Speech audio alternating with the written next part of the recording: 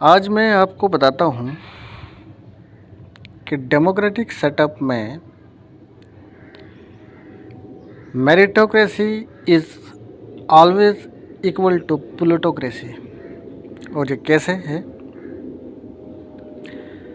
आपने देखा होगा कभी कभार एक आध यूपीएससी एग्ज़ाम नेशनल लेवल पे या स्टेट लेवल पे किसी एग्ज़ाम में किसी गरीब का बच्चा टॉप कर जाता है या वो एग्ज़ाम क्रैक कर जाता है, तो अखबारों में सुनहरे अक्षरों में, मोटे मोटे अक्षरों में ये लिखा जाता है कि फ़लाँ बंदे ने, लड़के ने, जो एक गरीब फैमिली से बिलोंग करता था, गरीबी का ये चैन तोड़ दिया और सारा जो सिस्टम है वो स्मूथली मेरिट के ऊपर बेस्ड है और सभी के लिए ये मुमकिन है। उसके लिए है, मेरे लिए भी ये है, इसके लिए भी है, सबके लिए है। बट रियलिटी जो है वो कुछ और है और थोड़ी अलग है। तो आज मैं आपको रूबरू करवाता हूँ इन दोनों चीज़ों से। सबसे पहले मैं थोड़ा सा आपको ओवरव्यू बताता हूँ मेरिटोक्रेसी और प्लूटोक्रेसी होता क्या है। मेरिटोक्रेसी एक ऐसा सिस्टम जहाँ पे लोगों को टैलेंट, उनके टैलेंट, क्वालिफ़िकेशन और हार्डवर्क के बेसिस पे उठाया जाता है।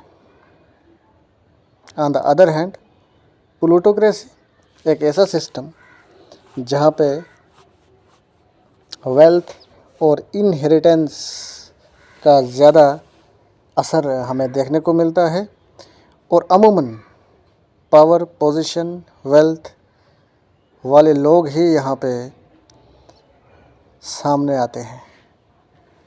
अब इसको कुछ हम यूँ समझते हैं कि एग्जिस्टिंग सिस्टम जो है फ़िलहाल सोसाइटी में एक डेमोक्रेटिक सेटअप में, वो क्या है। देखो, अगर कोई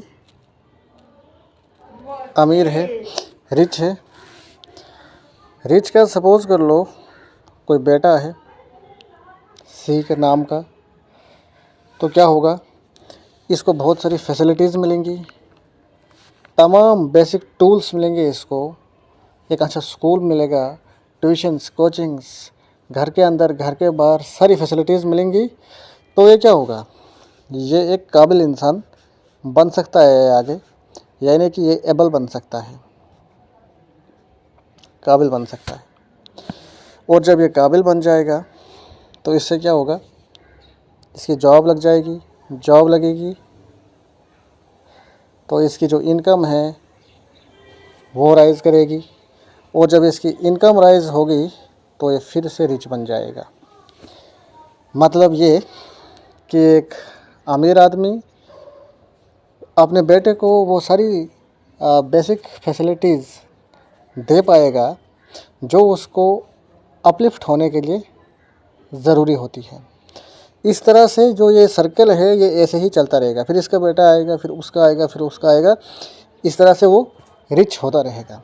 ऑन द अदर हैंड समाज को कैसे गुमराह किया जाता है, इसी रिच की जगह पे अगर एक गरीब व्यक्ति होता है, पावर बंदा होता है तो उसका जो बेटा होगा उसको लेस चांसेस मिलेंगे एज़ कंपेयर टू सी, क्योंकि इसका जो फादर हैं वो गरीब हैं, वो बेसिक फैसिलिटीज़ प्रोवाइड नहीं कर पाएगा, वो एक अच्छा स्कूल नहीं दे पाएगा, स्कूलिंग नहीं कर पाएगा, कोचिंग्स, ट्यूशन्स और भी जो बेसिक फैसिलिटीज़ है वो नहीं प्रोवाइड कर पाएगा। इसको काम करना पड़ेगा, हाथ बटाना पड़ेगा फैमिली में, तो जिसके नतीजे में ये क्या रहेगा, ये उतना एबल नहीं बन पाएगा, अनेबल रहेगा ये और जब ये अनेबल रहेगा तो ये जॉबलेस रहेगा और ये जब जॉबलेस रहा तो इसकी जो इनकम है वो गिर जाएगी, इसकी इनकम लो होगी और इसकी इनकम लो होगी, नतीजा ये होगा कि ये फिर से क्या हो जाएगा, गरीब हो जाएगा। इस तरह से इसका बेटा आगे इन्हीं हालातों से, सरकमस्टांसेस से गुजरेगा और सेम चीज़ें वही फेस करेगा और गरीबी जो है कंटिन्यूसली चलती रहेगी और दूसरी तरफ अमीर अमीर होता रहेगा और गरीब गरीब होता रहेगा। तो इस पूरे साइकिल में से कोई एक आधा बच्चा जो होता है वो इस चेन को निकाल पाता है और गरीबी से लड़ पाता है, समाज के सामने आता है। बट ये सभी लोगों की बस की बात नहीं होती है। कहने का मतलब ये है, इसीलिए ये जो मेरिटोक्रेसी है ये बिल्कुल प्लूटोक्रेसी की ही तरह है। इसका कोई ज़्यादा बेनिफिट मुझे दिख नहीं रहा है प्रेजेंट डेमोक्रेटिक सेटअप की सोसाइटी में।